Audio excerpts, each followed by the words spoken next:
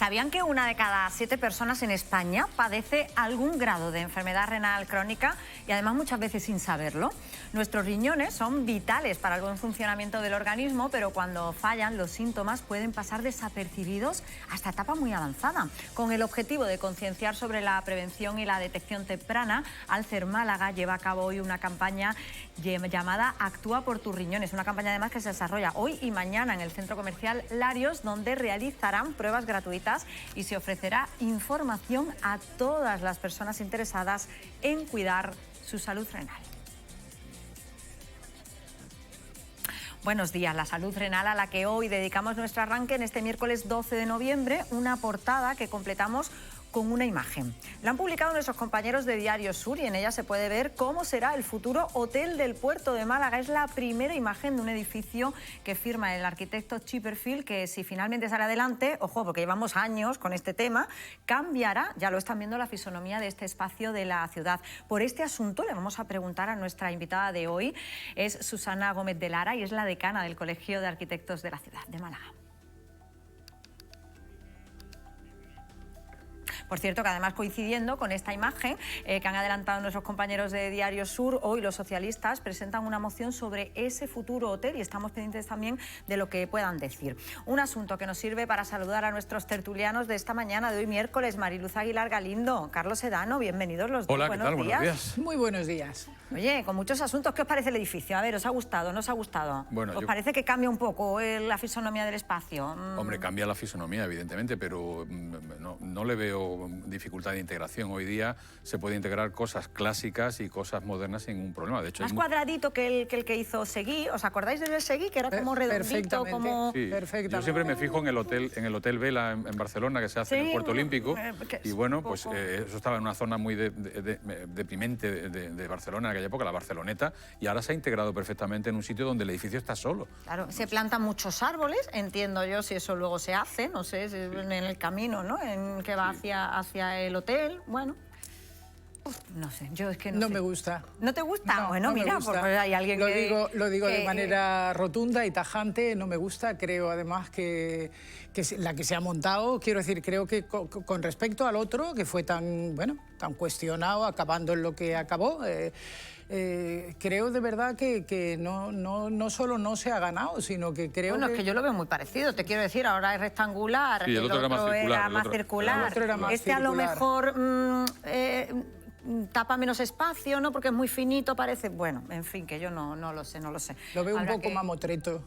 Bueno, es la palabra. Pendientes vamos a estar de esta imagen y fíjense esa imagen del Hotel del Puerto que comparte el protagonismo con dos imágenes relacionadas con el tráfico. La primera nos llega desde la calle Eugenio Gros, que se corta desde hoy al tráfico por las obras del metro de Málaga. Concretamente la circulación estará restringida entre las calles Martínez de la Rosa y Martínez Maldonado.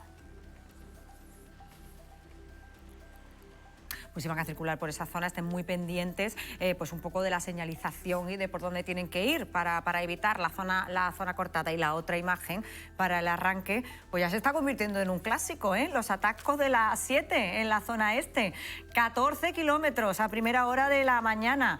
Y vamos a hablar de este tema. Les voy a leer primero porque la subdelegación ha mandado una nota de prensa relacionada con este atasco, que como les digo se ha producido esta mañana.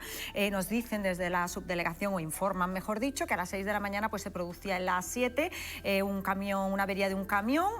Luego a las 7:38 fue retirado el camión del carril derecho que estaba ocupando y que por eso pues se montó todo este tráfico y que a las 9:20 ya volvía a la normalidad.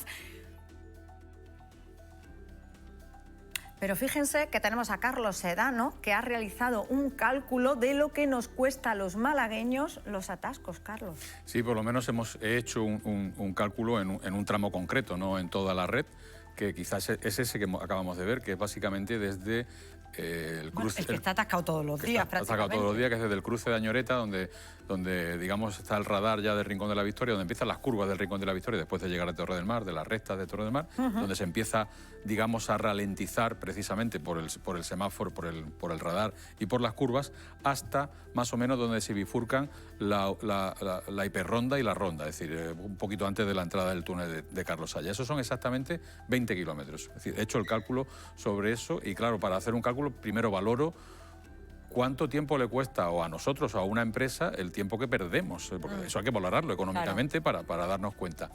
Y también cuánto combustible de más gastamos estando atascados, porque un coche a velocidad constante de 90 gasta de media 7 litros, digo de media a nivel nacional, pero cuando está atascado puede gastar 11 litros perfectamente. Claro. Esa diferencia hay que valorarla, independientemente de que hay un gasto de embrague, un gasto de neumático, un gasto de mantenimiento. Hay muchas más cosas, pero me voy a lo básico. Claro, me ha salido que para una media de 100.000 coches que ya están pasando por la salida del palo, 1.300.000 euros tiramos a la basura cada día.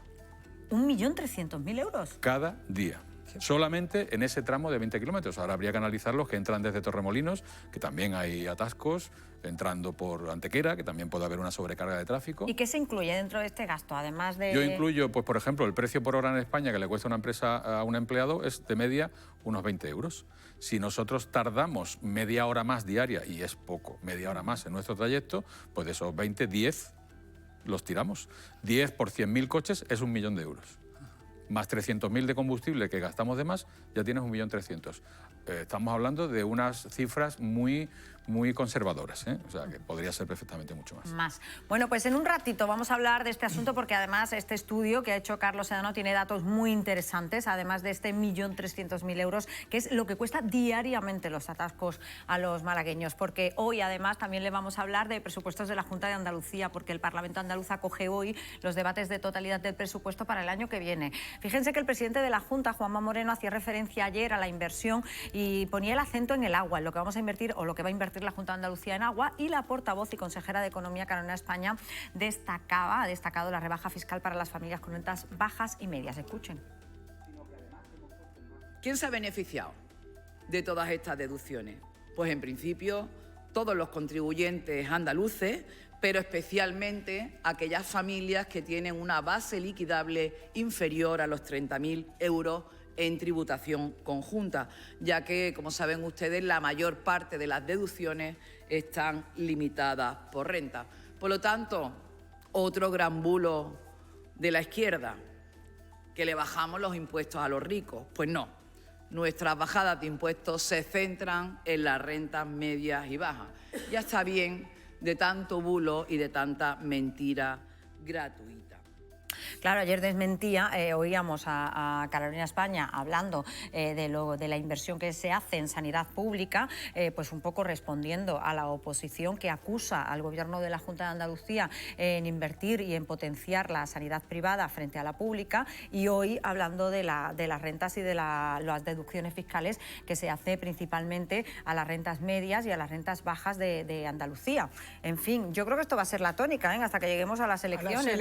No sé qué os parece, pero yo lo veo ya todo un poco en tónica electoral, ¿no? En esta tónica, y pasando a otro tema, pero en este mismo contexto en el que ya entramos, el propio nuevo responsable de salud de la Junta de Andalucía hacía unas declaraciones ayer, me parece, abiertamente Antonio Sanz, el consejero. Exacto, el consejero Antonio Sanz, pidiendo, extendiendo una mano, porque las protestas sobre la crisis de los cribaos y tal, a nadie se nos escapa, que ha sido tremenda, es tremenda, son los primeros que han reconocido los errores y están abiertamente pidiendo esos datos que están cada día denunciando los responsables, la responsable en este caso de las asociaciones implicadas, AMAMA, pero es verdad, decía él, dice, pero bueno, dennos esos datos, que estamos abiertos y hay un compromiso de intentar solucionarlo, pero son datos que no llegan, que no les facilitan, es verdad también, ¿no?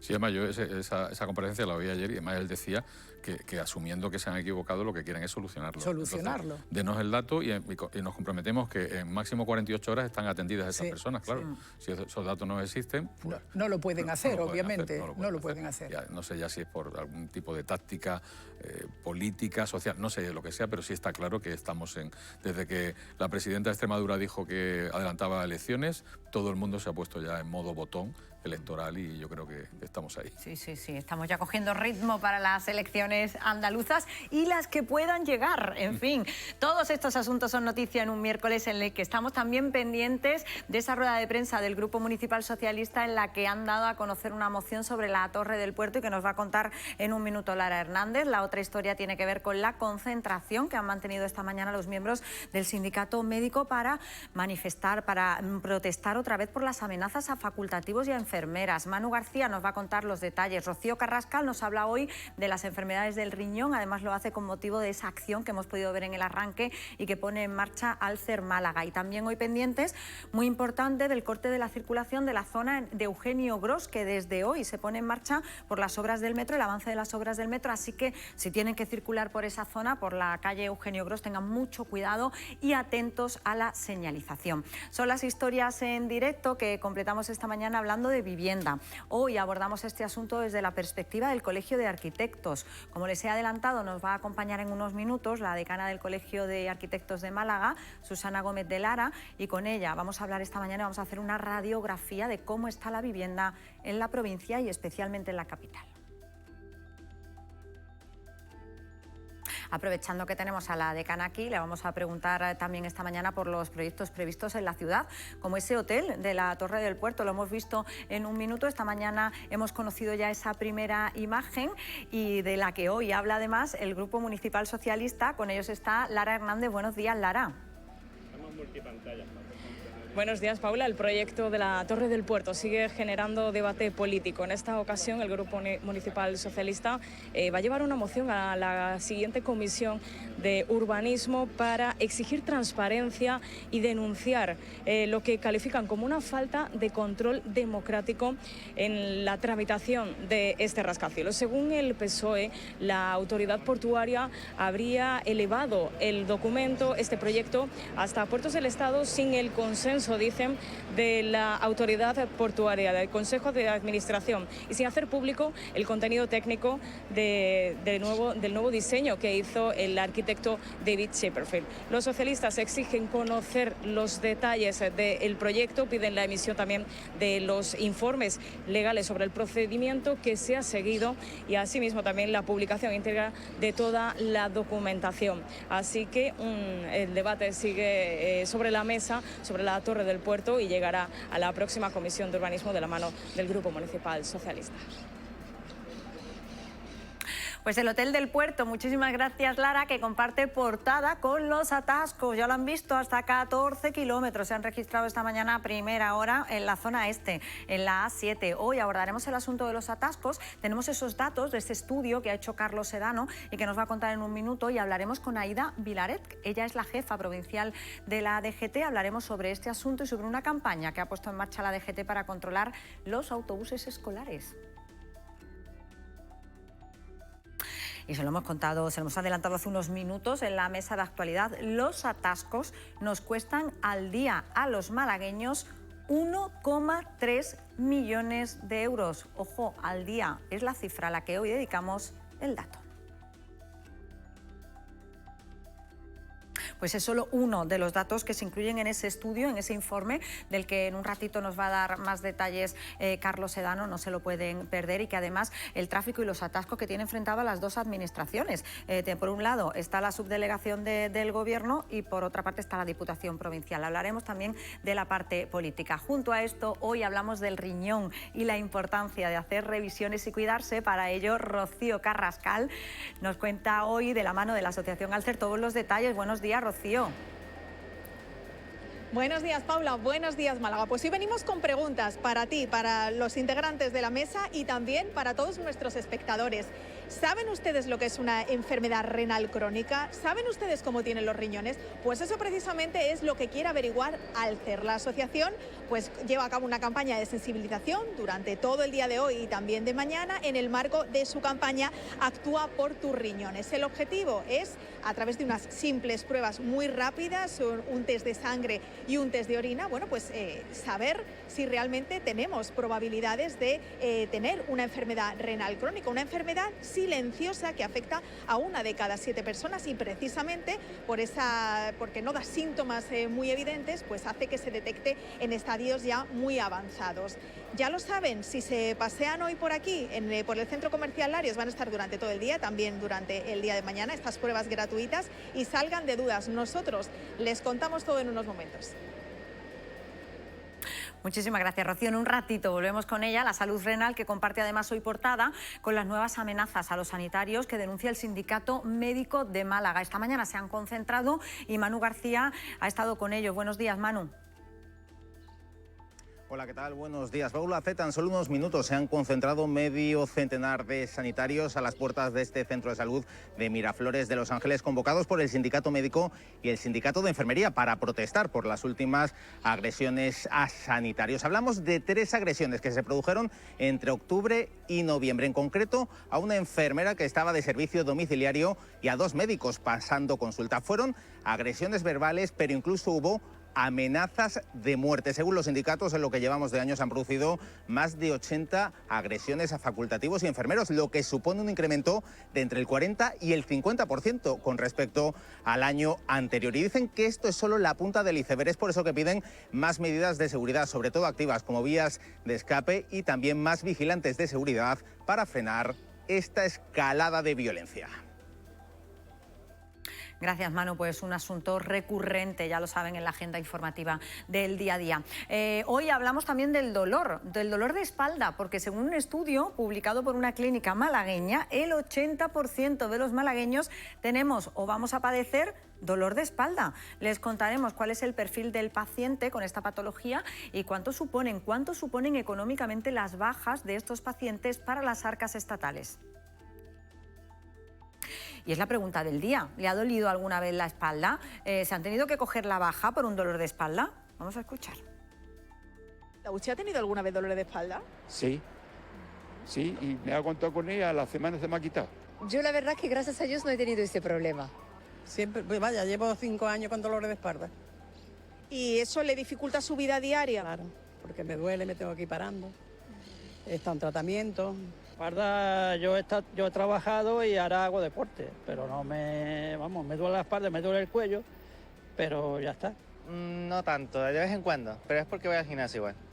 Entonces, pero no mucho. ¿Y de dónde viene ese dolor de espalda? Pues yo qué sé, yo creo que más puede ser psicológico que otra cosa, ¿no? Del cansancio, yo qué sé. Yo vengo ahora mismo con lumbago, ya crónico, vamos.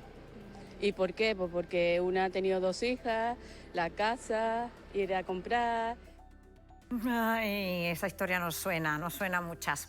Será en un ratito cuando vamos a hablar de ese asunto. Hablaremos también con los responsables de la Archicofradía de la Esperanza. Nos van a explicar cómo vive la Archicofradía la noticia de que la reina emérita, doña Sofía, se va a incorporar como camarera de honor y cuál es la vinculación de la Casa Real con la Esperanza. Y hoy con Salvador Jiménez hablaremos de la Gneisenau, esa fragata alemana que naufragó frente a las costas malagueñas y cómo los malagueños saltaron al mar a salvarlos a los alemanes y de ahí surgió una relación muy especial. En un ratito se lo vamos a contar. Ojo, que además les vamos a contar todos los detalles de un documental liderado por nuestra compañera Rocío Carrascal justamente sobre la Gneisenau. Les contaremos todos los detalles también. Asuntos que completamos esta mañana con las portadas de los periódicos locales para ver por dónde va la información de nuestros compañeros de la prensa escrita. Diario Sur, fíjense, esa imagen de portada que ya les hemos adelantado, que ya les hemos contado, la adelantaban nuestros compañeros de Diario Sur. Esa imagen, así es la nueva torre del puerto de Málaga, diseñada por David Chipperfield. Es la imagen y el titular de portada. También hacen referencia, fíjense, a ese atasco. Málaga hoy, en este caso, un camión averiado deja a miles de conductores atrapados a la entrada de Málaga desde Rincón y esto empieza ya a no ser prácticamente noticia porque todos los días estamos contando lo mismo. Es la portada, la imagen de nuestros compañeros de Málaga hoy, que coincide además también con la portada de La Opinión de Málaga. Otro atasco kilométrico, colapsa la A7 desde Cerrado de Calderón a Torre de Benagalbón, kilómetros de atasco de nuevo para llegar a los puestos de trabajo. Y en este caso, el Español de Málaga hace referencia, este tema también es muy interesante, los Asperones, la herida eterna de Málaga, 1.106 vecinos entre chabolas, un 82% de paro y exclusión social. Cogen este titular nuestros compañeros del Español de Málaga a raíz de un informe que ha encargado la Junta de Andalucía y que refleja estas conclusiones, entre otras, sobre cómo se vive justamente en esa zona, en los Asperones. Las portadas de los periódicos que completamos a esta hora con la previsión del tiempo, que viene marcada por cielos poco nubosos con intervalos de nubes altas, temperaturas que suben localmente notables, sobre todo las mínimas y en el interior de la provincia. Hoy en la capital, pues prácticamente igual que ayer. Vamos a oscilar entre una mínima de 16 y una máxima de 24 grados. Vientos que soplan flojos, variables, tendiendo al este o sureste, localmente moderadas.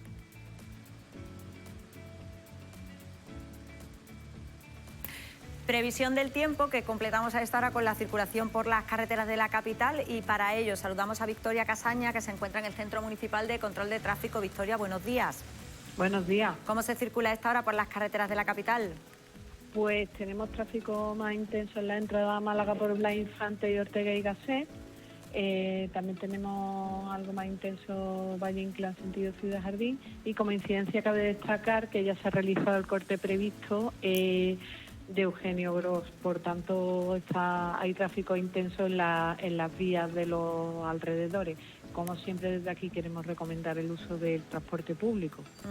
Pues muchísimas gracias, Victoria. Nada, a vosotros, hasta luego. Pues ya saben, para aquellas personas que tengan o que vayan a circular por ese entorno de la calle Eugenio Gros, pues mucha precaución y sobre todo estar muy atento a toda la señalización, porque ya está cortado parte de esa calle Eugenio Gros por el avance de las obras del metro. Nosotros nos vamos a la entrevista y les decía yo que vamos a hablar de vivienda y recibimos a Susana Gómez de Lara, bienvenida. Gracias. La hemos invitado, es la decana del Colegio de Arquitectos de Málaga. Lo que hablamos de la vivienda, hablamos de los atascos, mucho. Pero yo diría que ahora mismo los temas más top son justamente el tráfico, la movilidad en la ciudad y la vivienda. ¿Qué radiografía hace el Colegio de Arquitectos, en este caso, de la situación que tenemos? Bueno, la vivienda es un problema que año o mes a mes va increciendo. Ya no es solo un problema a nivel de Málaga ciudad ni de provincia, sino todos los municipios del arco mediterráneo tienen un problema muy parecido a Málaga. Y al final pues se puede extrapolar casi a otros muchos municipios del territorio nacional, incluso a nivel internacional en Europa, y ciudades que ya o han pasado por este problema o lo están teniendo ahora en este momento. O sea que al final es un problema que no es único de Málaga, entiendo, que compartimos con muchos, pero claro, mal de muchos, consuelo de tontos. Evidentemente, lo que tenemos que hacer es atajar el problema que tenemos nosotros. Los demás, pues, la verdad es que hemos hecho mucho análisis de las causas y, bueno, no es una causa única, son muchas cuestiones que han coincidido en el tiempo y precisamente las soluciones son también muy diversas. También tenemos experiencia de qué es lo que se ha hecho en otros países de Europa, y yo creo que de esa experiencia también nos tenemos que enriquecer nosotros y que poner en prácticas medidas. No obstante, después de todos los análisis que ya se han hecho diversas instituciones y entidades y tal, incluso el colegio, incluso a nivel, ya no te digo local, sino también a nivel nacional, pues ha derivado en una propuesta que se ha elevado desde el Consejo Superior de Colegios de Arquitectos de España. Hemos planteado como unas 10 medidas, por resumirlo, ¿no? Un decálogo, ¿no? Un decálogo de medidas tanto a corto plazo como a medio y a largo plazo, porque esto no es cuestión de poner una en marcha o que vaya a ser la solución definitiva, o si no lo es probar con una segunda. Se trata de implementar una combinación de medidas que den resultados. ¿Y en qué consisten estas medidas? Pues mira, te puedo hacer ejemplo, por ejemplo, el marco regulatorio, todo lo que sería la seguridad jurídica para sacar también vivienda en alquiler al mercado, que no toda la vivienda en alquiler sea turística, sino que sea vivienda en alquiler a precios asequibles y para la población que la necesita, que son los trabajadores, por ejemplo, del sector servicio, que es el más abundante en nuestra provincia. Pues agilización de trámites administrativos, que en ese aspecto ya estamos en marcha con algunos ayuntamientos ofreciendo los servicios de nuestro Colegio de Arquitectos en el tema de supervisión de proyectos, redacción claro. de informes, Vaya todo etcétera. más rápido. Efectivamente. Luego, construcción de vivienda protegida. Hay que impulsarla, ya no solamente los convenios público-privados para que los privados promuevan vivienda protegida, sino también la Administración tiene la obligación de promover vivienda protegida. Eso nos lleva a tema de disponibilidad de suelo finalista, porque tampoco lo que podemos hacer, que también se ha planteado, son esos mecanismos de cambio de uso de suelos que estaban destinados a infraestructuras que se puedan edificar vivienda en ello, pero corremos el riesgo de crear barrios dormitorios donde no hayan luego servicios y crear un problema de movilidad, que es otra cuestión que viene de la mano del problema de vivienda. Y bueno, pues así te podría decir varias medidas, pues hasta el fomentar la modernización del sector de la construcción, que también, porque hoy en día tenemos ya muchos sistemas constructivos que no es industrializado al 100%, pero tenemos muchos sistemas ya preindustrializados, pero eso nos requiere que el sector, en la mano de obra que tenemos disponible en el sector, también tenga una cierta especialización. Y esa formación es urgente que la reciban para tener mano de obra disponible, porque también hay falta de mano de obra en el sector. Claro, porque esos nuevos, entiendo que son materiales que se usan, reducen el tiempo en el que se puede hacer, por ejemplo, un bloque de viviendas. Evidentemente, hay ciertas unidades de obras que pueden venir ya prefabricadas y que lo que sería es su instalación en obra, por lo tanto acorta los tiempos. Nosotros a veces lo llamamos también como si fuera construcción seca, ¿no? Acorta los tiempos, por ejemplo, de secado en obra, también optimiza el tema del gasto de agua en obra, es decir, tiene muchas ventajas desde el punto de vista de la sostenibilidad, pues tanto construcción con materiales novedosos, biosostenibles, sistemas preindustrializados, es una combinación de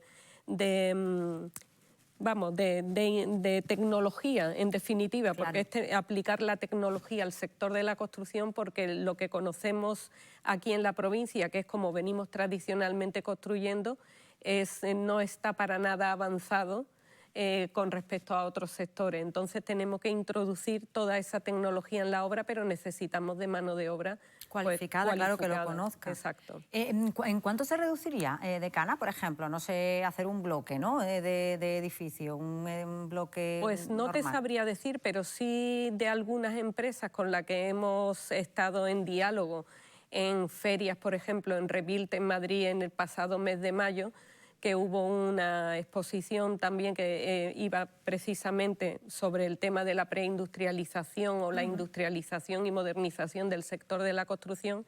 Habían algunas empresas que ya habían tenido una experiencia en construcción de vivienda protegida con sistemas preindustrializados y habían acortado bastante lo que era la ejecución de la obra. Claro, esto requiere de que el proyecto esté debidamente definido y de que los otros factores que inciden en el tiempo de entrega de la vivienda pues también agilicen, como son trámites, proyectos, etcétera. Y la financiación, que es otra cuestión importante. Pero lo que era el desarrollo de la obra lo habían acortado en varios meses en tiempo. O sea que ahí reduciríamos el tiempo, ¿no?, que siempre hablamos mucho de lo que se tarda físicamente en hacer la construcción, porque ¿no? si el problema si el problema de la vivienda hoy en día es una emergencia, esa emergencia no para de crecer y nosotros tenemos que dar respuesta. Mientras más pronta sea la respuesta, pues iremos atajando el problema con mayor celeridad. Porque, decana, no sé si el Colegio de Arquitectos ha hecho un cálculo de cuántas viviendas, bueno, las que se hacen sí, porque eso tenemos las viviendas visadas, que sí que lo llevan al día, pero ¿cuántas faltarían? Es decir, ¿cuántas se hacen a día de hoy o con cuántas vamos a terminar hechas en 2025? No sé si tienen un cálculo, y cuántas hubiéramos necesitado para dar respuesta a la demanda que tenemos Pues, ahora por mismo. ejemplo, en la provincia de Málaga, con el cierre del mes de octubre, que lo hemos tenido recientemente. No he acabado de sumar los datos, pero yo creo que estamos ya en cifras muy similares al año anterior, que acabaremos en unas 8.000, 9.000 viviendas construidas. Hay una novedad, que en este mes han entrado un proyecto de vivienda protegida y hay 176 unidades, que eso no ocurría desde el mes de, no sé si era marzo o abril, hemos tenido solamente 2 meses donde hemos tenido proyectos de vivienda protegida. Pero date cuenta que 8.000 viviendas, que ahí incluimos también los que son unifamiliares y evidentemente la gran mayoría de promoción privada, pues creo haber leído en algunas declaraciones en medios de que no sé si a nivel Andalucía necesitábamos como unas 20.000 al año o unas 50.000 al año. Cualquier cifra se nos escapa, vamos. Es que estamos muy lejos. Estamos muy lejos. De conseguir esa cifra que podría equilibrar un poco, ¿no? La oferta y la demanda, que es otro de los problemas. Hay mucha demanda y hay poca oferta. Exacto. Y ahí está el precio. Y los precios. Sí, ¿Qué papel juegan? Usted como decana, ¿qué papel siente que juegan los arquitectos en todo este problema? Es verdad que los periodistas estamos todo el día hablando de lo mismo, pero es verdad también que es un problema real. Sales a la calle, el CIS, por ejemplo, lo recoge como un problema real, sobre todo ya, bueno, pues a lo mejor los que tenemos ya una vivienda estamos más relajados, pero pensamos muchas veces en nuestros hijos y decimos, oye, ¿y esto cómo se va a solucionar? Porque esto realmente es un problema. ¿Cómo lo viven los arquitectos? Bueno, pues con mucha preocupación, porque en definitiva, aunque cada uno a nivel particular en nuestro estudio estemos inmersos en nuestro trabajo y en atender a nuestros clientes y dar respuesta a sus necesidades, la cuestión global o común no deja de ser una preocupación de todos nosotros. Y bueno, pues eso lo que nos produce son debates e intentar analizar primero los problemas para luego ver las soluciones que serían factibles, pero es evidente que no solo va de la mano de nosotros, el sector de la construcción somos muchos agentes los que movemos este sector y debemos de remar todos en la misma dirección y también las administraciones se deben de comprometer a entenderse entre ellas, porque el tema de la vivienda en concreto no es solamente la administración local, sino también es la autonómica y la central. Debe de haber un diálogo y un pacto por la vivienda real y que se ponga en marcha y empezar a poner en marcha medidas y ver los resultados que dan.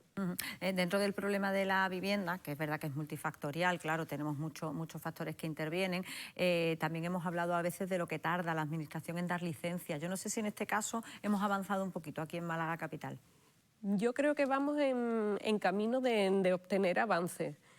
Voluntades hay y nosotros tenemos disposición a, evidentemente, ayudar porque el trabajo de nuestros colegiados pues depende de ello también, claro. El éxito de su trabajo. Y bueno, llevamos un año coordinándonos los equipos pues para empezar ahora una nueva experiencia como se lleva haciendo hace ya unos cuantos años en Marbella, de que los proyectos también se puedan informar desde el colegio. Y así, pues bueno, es como si no es sustituir el trabajo de la administración, sino es facilitarles un poco el trabajo. Entonces, pues ahí estamos, a ver si somos capaces de poner en marcha este convenio y que se vean los frutos en breve. ¿Y cuándo se podría poner en marcha? Yo creo que ya en breve, porque ya incluso hasta la ordenanza municipal específica para la colaboración público-privada, que aún así, con lo que respecta a los colegios profesionales no sería necesaria, esta también da cabida a entidades urbanísticas, pero yo creo que se va a poner ya en breve en marcha un proyecto piloto para hacer una prueba del funcionamiento de estos equipos y empezar a trabajar. ¿Y cuánto podría reducir esto, por ejemplo, el plazo para para una licencia de obra? Con la experiencia que tenemos en Marbella, varios meses. Varios meses. En Marbella hay licencias que también luego hay cuestiones particulares específicas, porque también dependemos de los informes sectoriales, que son tercera parte en el tema. Pero cuando tenemos toda la documentación correcta, estamos hablando de pocos meses, entre 3 y 6 meses para tener una licencia, lo que viene ahora mismo tardando 1 año, 2 y en algunos más dependiendo ya del informe sectorial en cuestión, si es, por ejemplo, el PEPRI Centro o hay algún bien de interés o alguna protección arqueológica, que eso ya complica un poco el tema. Bueno, pues sería un avance, por lo menos en lo que al tiempo se refiere, ¿no? Y una reducción muy grande de tiempo. ¿Cómo ve la ciudad, decana? Estábamos hablando y nos encontramos con esa imagen del hotel de la Torre del Puerto. Bueno, pues que al final esos grandes proyectos que tenemos pendientes en la ciudad cambian también arquitectónicamente los espacios. ¿Qué le parece a usted? Bueno, los proyectos estratégicos, todas las grandes ciudades acometen en algún momento de su vida proyectos estratégicos pues, que refuerzan el carácter o que incluso son como un hito de la época en la que estamos viviendo, del desarrollo económico en el que vive la ciudad. Yo quisiera decir que quiero dar importancia a lo que es el planeamiento, ahora, que no se pierda de vista el planeamiento general de la ciudad, lo que es la idea de qué ciudad queremos. Y esa ciudad que queremos tiene que estar definida en un plan general, que es el que nos va a dar la directriz. Exactamente, ¿no? Un plan general que nos dé las directrices del crecimiento de la ciudad, porque no se hace ciudad a golpe de proyecto estratégico, pero es evidente que proyectos estratégicos hay y vendrán. O sea, que hay que planificar con tiempo. Muy importante, con tiempo y con responsabilidad y analizando todas las demandas ciudadanas y todos los espacios libres, reestructurar los espacios degradados, rehabilitar el parque edificatorio, son muchas cuestiones que hay que tener en cuenta. Porque ¿cuál es la principal carencia en este sentido que detecta el Colegio de Arquitectos? Bueno, en general, casi en toda Andalucía podríamos decir que es la rehabilitación del parque edificatorio. Date cuenta que todas las capitales de Andalucía y las grandes ciudades tuvieron un crecimiento explosivo, digámoslo así, años 70, 80. Esos edificios ya tienen la mayoría 50 años o más y necesitamos rehabilitarlo, necesitamos ponerlo al día, tanto ya no solo energéticamente, que esa cuestión sí ha calado más en la ciudadanía, sino también en otros aspectos relativos a la habitabilidad y a la salubridad de los edificios. Mantenerlos en forma para que nos den las prestaciones que necesitamos para desarrollar nuestra vida. Porque si no, como la reacción más inmediata que tienen muchas personas es como que esa vivienda ya se ha agotado el servicio y busca una nueva. Claro. Y eso puede generar también otro problema. Tenemos que rehabilitar ese parque edificatorio porque de ahí también tenemos muchas viviendas para poner en servicio. Y ahí está también el Colegio de Arquitectos, entiendo, ¿no? Para ayudar también en esa labor. Por supuesto. Ya tuvimos el año pasado, con las líneas de crédito de la Unión Europea, los fondos Next Generation, todos los colegios de arquitectos, de administradores de finca y de aparejadores, pues tuvimos una oficina de apoyo a la rehabilitación, que dimos un servicio para esas líneas de crédito. Esas líneas de crédito ya están finalizadas, pero en el Colegio de Arquitectos de Málaga seguimos manteniendo una oficina de apoyo a la rehabilitación que forma parte de una red nacional que tiene su central en el Consejo Superior de Colegios de Arquitectos de España, donde seguimos dando asesoramiento, donde se sigue trabajando para informar tanto a comunidades de propietarios, a barrios enteros sobre qué se puede hacer. Se ha elaborado desde el colegio, desde el Consejo Superior, un manual, una guía de rehabilitación para las comunidades y los propietarios para que sepan cómo acometer una rehabilitación de un edificio, de una comunidad. Y otra cuestión importante también es la regeneración a nivel de espacios libres, porque no es solamente el edificio, son los espacios que tenemos alrededor también y donde desarrollamos gran parte de nuestra vida. Bueno, pues eso también es muy importante para ir adaptándolo. Decana, yo le quería dar las gracias por habernos acompañado. No me ha dicho si le gusta o no le gusta la Torre del Puerto. Si le gusta ese proyecto. No sé si ponerla o no ponerla en ese compromiso. Yo no entro a valorar los proyectos de los compañeros porque detrás de cada proyecto, detrás de cada dibujo hay mucho trabajo hecho con mucha rigurosidad, mucha responsabilidad y sería injusto hacer una valoración por mi parte. Bueno, pues nos quedamos con esa afirmación. Muchas gracias, Nada, decana, encantada. por habernos acompañado esta mañana. La decana de Arquitectura, que nos ha dejado muchos titulares interesantes. Nosotros sí que podemos opinar, ¿eh? Afortunadamente no somos arquitectos y podemos opinar de la Torre del Puerto, ya lo hemos hecho. Oye, pero es interesante, ¿eh? Al final los arquitectos también juegan un papel muy importante, ¿no?, dentro de lo que es el problema que tenemos con la vivienda. La decana, en un auténtico ejercicio que la honra de ética profesional, no se pronuncia, como es lógico por otra parte, ¿no? Pero a mí, yo insisto, ante quizá fui absolutamente contundente y tajante, yo veo como una especie de pantalla en mitad del paisaje, que además me parece que no está a la altura del prestigio del arquitecto que la ha diseñado. No me gusta, sinceramente no me gusta.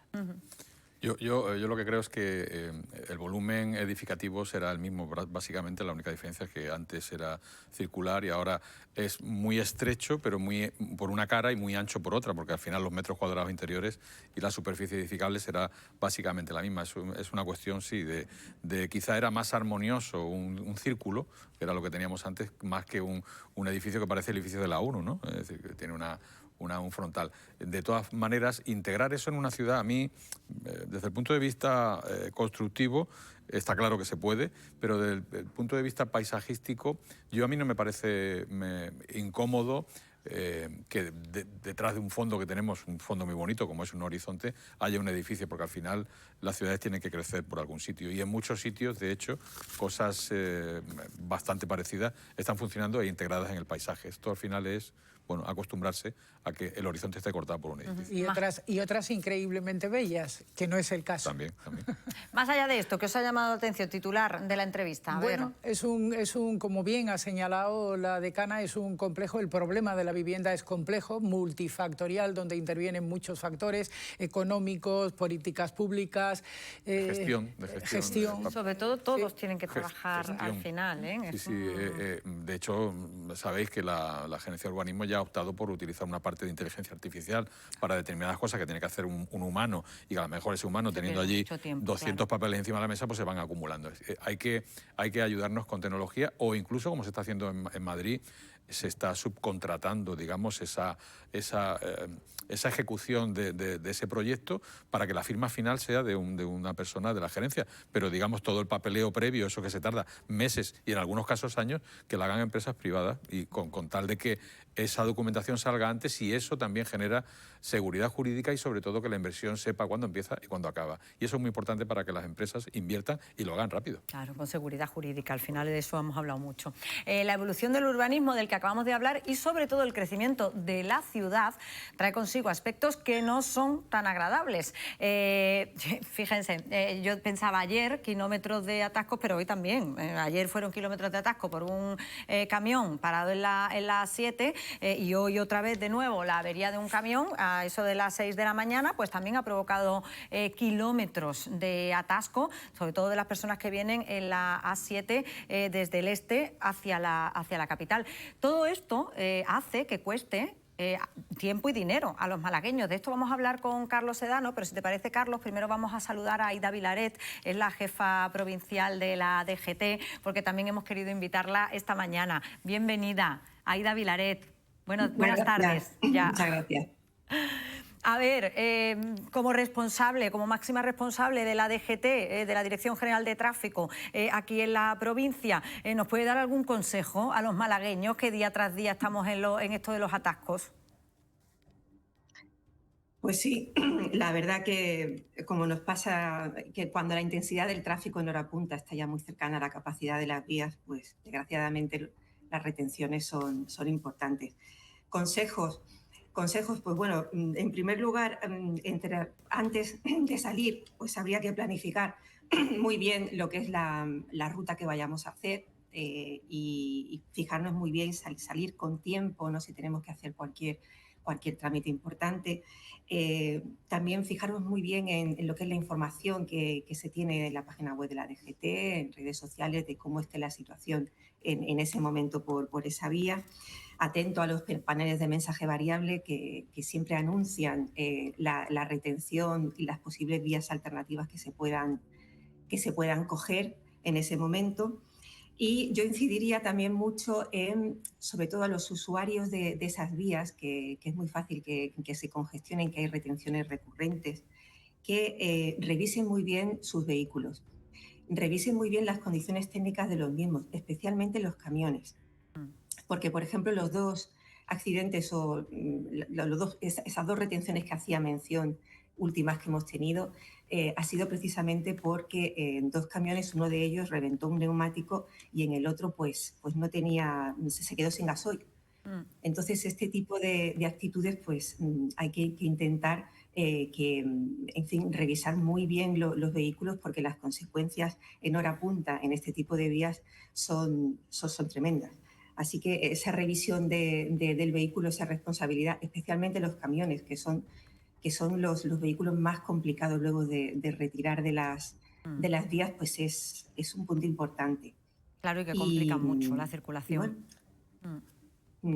Eso sí que es importante. Los que sean usuarios que tengan que pasar por ahí, lo que es la revisión de las condiciones técnicas, que se intente evitar por todos los medios que suceda. Un accidente, un alcance es una cosa fortuita que desgraciadamente es habitual, porque son miles de vehículos los que atraviesan esa zona y otras muchas, otras distintas, no solo esa A7 del este oriental, también en la occidental, también la A357 tiene muchísimo tráfico. Y incidencias suceden de manera inevitable.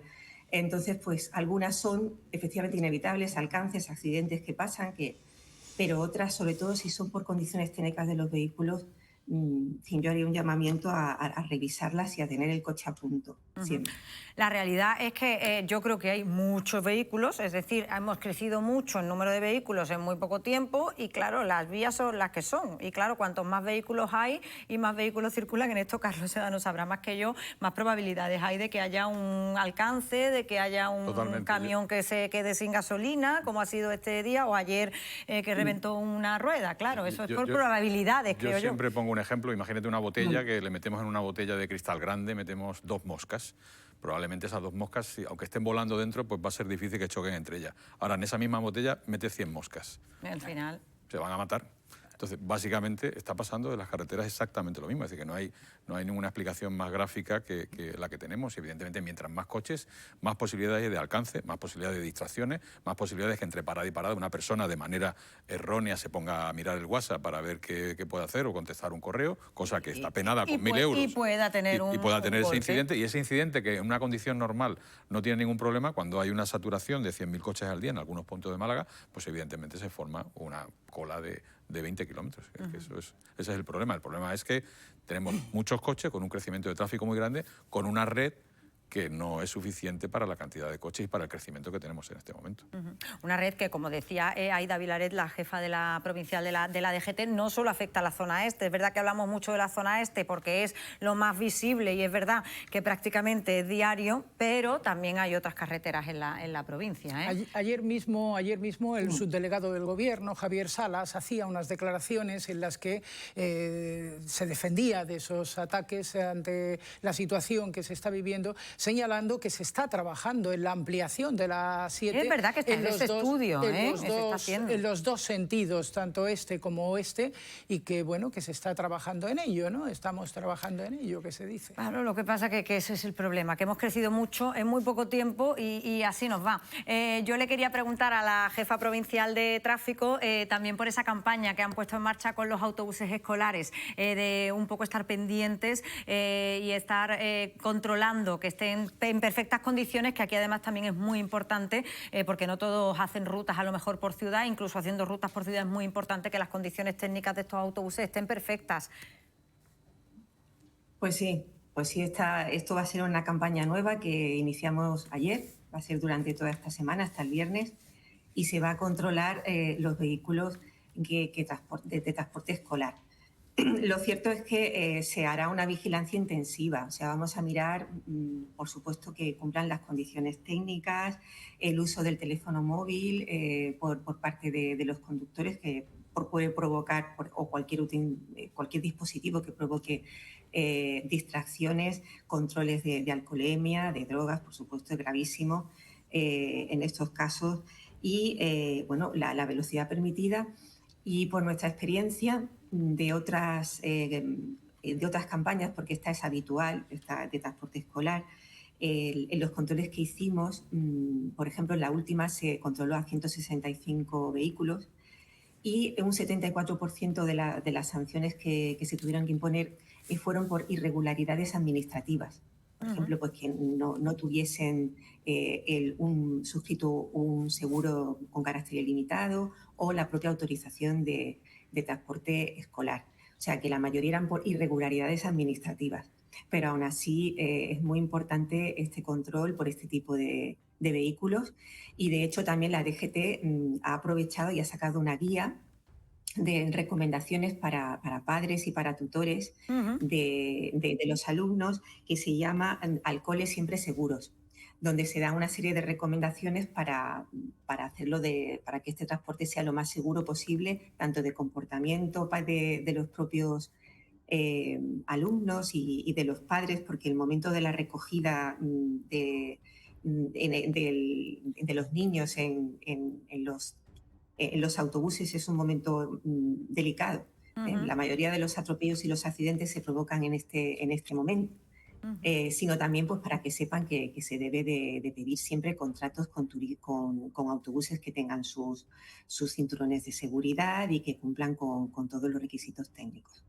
Yo voy a añadir, si me permite, la paciencia, que es que muchas veces no nos podemos poner delante del volante en el vehículo sin tener mucha paciencia. Hay que tener paciencia para todo, paciencia para los atascos, paciencia para recoger a los niños, que es al final lo que nos queda y es nuestro mejor aliado para conducir. La calma y la precaución. La precaución, el sentido común es importantísimo y somos ya una gran ciudad. Málaga ya es una gran ciudad y somos muchos y subiendo población y bueno, pues tenemos que poner todos un poquito de nuestra parte, todos, desde los ciudadanos, las administraciones, para intentar pues sobrellevar esta situación de la mejor forma posible. Además, de verdad, bueno, esperemos que no se estropeen más camiones. Muy llamativo en los próximos días. Muy llamativo el dato que ha aportado. Estamos teniendo muy mala suerte últimamente, pero esperemos que no. Esperemos. Decía que muy llamativo el dato que ha aportado, en el sentido de que el mayor número de accidentes se produce a la hora en el momento de la recogida de los niños. Yo me lo creo, ¿eh? Que se monta en los colegios con los vehículos, eso es tema aparte. Pero curioso, ¿no? Que ahí todos tenemos arte y parte.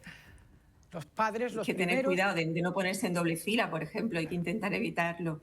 Muy peligroso, ahí se pueden producir atropellos o, en fin, es delicado, así que hay que tener mucho cuidado. Sí, curioso. Aída Vilaret, muchísimas gracias por habernos acompañado esta mañana, mil gracias.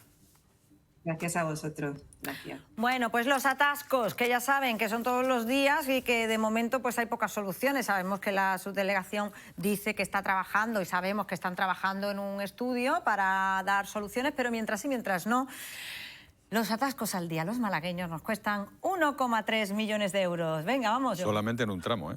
Vamos que nos vamos. Solamente en un tramo. A ver, solo en el tramo de la zona este. Claro, yo cuando me he puesto a hacer los números durante el fin de semana, he cogido un tramo que es el que yo conozco, entre comillas, el que sufro prácticamente a diario. Yo vivo en la zona de Añoreta, en esa salida, y he calculado desde Añoreta hasta la entrada en Málaga, donde se bifurca la hiperronda con la ronda, un poquito antes del túnel de Carlos Haya. He cogido ese tramo, que es un tramo suficientemente, posible para hacer una radiografía de lo que queremos. Tiene 20 kilómetros y tiene en este momento la intensidad media diaria más alta de la provincia, que es el punto de la entrada de la autovía en El Palo, ¿vale? Ahí se calculan que salen o pasan 100.000 coches al día. 100.000 coches al día. Aída decía una cosa de que estamos muy cerca de la capacidad de la vía. No, estamos muy por encima de la capacidad de la vía. No es posible defender eso porque está claro que estamos muy sobrepasados. Bueno, pues ese estudio yo lo que he hecho ha sido básicamente tratar de cuánto se recorrería en un tiempo normal, es decir, con tráfico normal, y cuánto se recorre con un atasco. En tiempo normal se trataría de hacer esos 20 kilómetros en unos 15 minutos, lo que tardaríamos en hacer. 15 minutos. Eso sería una velocidad de 80 kilómetros por hora, muy cerca a la que la vía permite en condiciones normales. Entre 80 y 100 en la señalización podríamos hacer eso. Para hacer eso en hora punta, normalmente tardaríamos 3 veces más. En vez de 15, tardaríamos 45 minutos. Con lo cual ya tenemos una diferencia de media hora. Esa media hora hay que valorarla. Primero, hay que valorarla en el tiempo nuestro o en el de las empresas que nos dan trabajo. Además es que es así. Yo he hecho hoy el mismo recorrido que hago habitualmente, lo hago a las 7:30 de la mañana. Hoy lo he hecho a las 10 de la mañana, a las 10 de la mañana he tardado 10 minutos y a las 7:30 de la mañana tardo todos los días 25 minutos aproximadamente. Estamos en la misma línea. Es decir, tenemos ya ese cálculo. ¿Yo qué hago? Ahora me busco el coste medio de la hora en España. Está aproximadamente entre 15 y 20 euros, es lo que le cuesta a una empresa en bruto, pues los una hora sociales, de trabajo. una hora de trabajo, ¿vale? Si yo he perdido media hora en ese tramo, o lo ha perdido la empresa o lo he perdido yo, pues yo ya calculo que media hora por 100.000 coches que van a pasar son 1 millón de coches, ¿no? Es decir, si yo ese 20%, perdón, esos 20 euros lo divido entre media hora, serían 10 euros lo que nos costaría a cada ciudadano. Si pasan 100.000 coches, claro, y a veces en ese coche puede haber 2 y 3 personas, con lo cual tendríamos que multiplicar por más todavía. Bueno, casi todos los vehículos van una persona, ¿eh? Cierto, pero hay algunos... que ahí también tendríamos que aplicarnos un poco... Es cierto que hay una sola, pero también hay algunos que tienen 2. De hecho, no sé si sabéis que han creado en el parque tecnológico una aplicación móvil parecida al BlaBlaCar, que lo que va a hacer es intentar compensar esto, que haya gente que no sabe que tiene alguien que trabaja en una empresa de al lado y que vive en el mismo sitio que él, para intentar ir en el mismo coche, porque decir que esto intentaríamos, ya sería un ahorro por parte de todos. Y menos vehículos. Claro, entonces ese 1 millón de euros ya es solamente costo empresarial, que no, de nuestro tiempo, o sea, 1,3 millones de euros, unos 100.000 vehículos. 1 millón sería solamente del costo de nuestro tiempo y de las empresas. Venga. Y los otros 300.000 euros es el costo de más en combustible. Claro, no es lo mismo ir a 80 por hora, que el coche va consumiendo 7 litros, que ir primera, punto muerto, primera, que consume 11. Claro. Esa diferencia tenemos que valorarla. Pues yo he calculado que sería 0,1 litros por kilómetro. Como son 20 kilómetros, estamos hablando de media, ¿no? Con la media en España, un coche de 130 caballos que consume 7 litros a los 100. Pues serían 0,1 litro por 20 por 100.000 coches, serían 200.000 litros de combustible. A 1,5 de media, 300.000 euros. Ya tienes 1 millón por un lado, 300.000 por otro. Pero es que hay muchas cosas que se pueden valorar. Un dato que me escandaliza.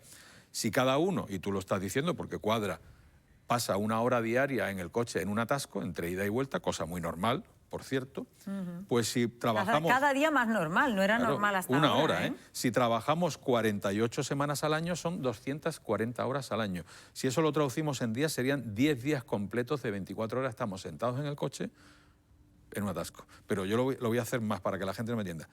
Serían 1 mes de jornadas de 8 horas sentados en el coche. 1 mes. Es como si fuéramos a trabajar al coche durante 1 mes, 8 horas durante 1 mes. Casi es mejor no saberlo. Me gustaría felicitar a nuestro compañero Carlos Sedano. Enhorabuena, de verdad, por ese magnífico y documentado, pormenorizado análisis de una situación que de verdad que pone los pelos de punta con los resultados que arrojas, ¿no? Con las cifras que arrojas y que, como bien comentas, está solo circunscrito a 20 kilómetros Si usamos la entrada de Torremolinos, la entrada de Antequera, si vamos sumando. Pues, si yo esto lo calculo en 1.300.000, lo multiplicamos por 365 días. Vamos a multiplicarlo solamente por los días laborables, que serían 260. Estaríamos hablando de unos 400 millones al año solo en este tramo. Tremendo. ¿Y cuánto nos cuesta, por ejemplo? ¿Una autovía? Sí, eso. Bueno, pues depende. Una autovía por kilómetro, yo creo que un tramo podría estar aproximadamente, lo que es una circunvalación por Málaga, podría estar en unos 3.000 euros, 3.000 millones, entre 2 y 3.000 millones. Pero es que a este ritmo, en 6 años, habremos tirado ese dinero literalmente los malagueños en atasco y nuestra calidad de vida cada vez es peor. Porque hay una cosa que parece una tontería, pero es que cuando tú tienes estos atascos y estás todo el día en el coche, llegas a tu casa y no te apetece hacer deporte, no te apetece ir de compras, no te apetece ir al cine, ir a pasear, porque estás tan harto de estar en el coche tanto tiempo que al final llegas a tu casa y eso al final es un problema para un tercero. Es decir, estamos generando no tener una vida normal y estar pasando todo el tiempo en el coche. Es decir, fijaros, es importante que haya una carretera y que haya un estudio. Es decir, ahora mismo dice el delegado del gobierno, había un estudio. Están haciendo el estudio. ¿Sabe cuánto está programado que dure el estudio? 1 año. Claro. En un año... Claro, ¿cuál es el crecimiento? ¿Has calculado cuánto? Un 6% anual. Anual, o sea que el año que viene habrá un 6% más de vehículos. Dato del palo. Salida del palo, año 2013, 56.000 coches. 2023, 10 años después, 85.000. un 70% más de coches. Ese dato está. Es decir, lo que yo no entiendo de las administraciones es cómo permiten que ese dato ocurra y que no se haga nada, porque está claro que iba a pasar lo que está pasando. Lo más grave no es eso, lo más grave es que de aquí a que veamos una carretera alternativa hecha en esa zona, van a pasar 8 o 10 años.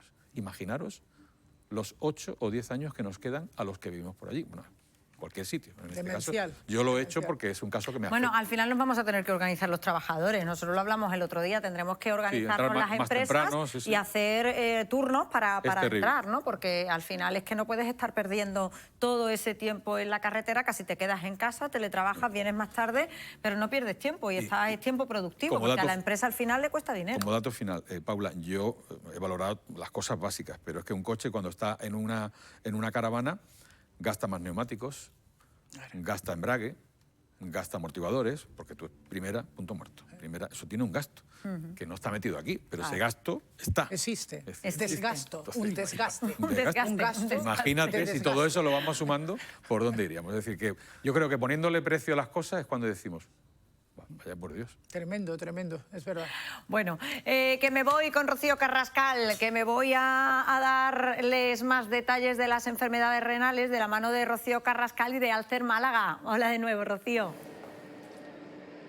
Hola de nuevo, Paula. ¿Tú sabes cómo tienes el riñón? Yo no lo sé, pero vamos a averiguarlo hoy gracias a Alcer, la asociación que hace un trabajo pues estupendo siempre en este sentido de difusión de la enfermedad renal crónica y también de actividades como la de hoy. Bueno, pues está invitando a todos los malagueños que se pasan hoy por aquí, por el centro comercial Larios, hoy y mañana, a hacerse unas sencillas pruebas que además, bueno, pues permiten ver cómo tenemos nuestros riñones y si además somos candidatos a sufrir una enfermedad renal crónica.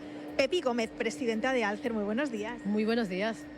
Qué expectación, ¿no? Qué buena acogida está teniendo. Bueno, la verdad que sí, y espero que siga así de aquí en estos 2 días que vamos a estar en el Centro Comercial Larios y, bueno, con esta campaña de Actúa por tus riñones, donde a través de una muestra de orina y de una punción capilar, pues se puede saber si tiene una función renal, bueno, a ver en qué situación tenemos la función renal. Sí, porque además los malagueños en general no sabemos cómo tenemos nuestros riñones, es una enfermedad muy desconocida.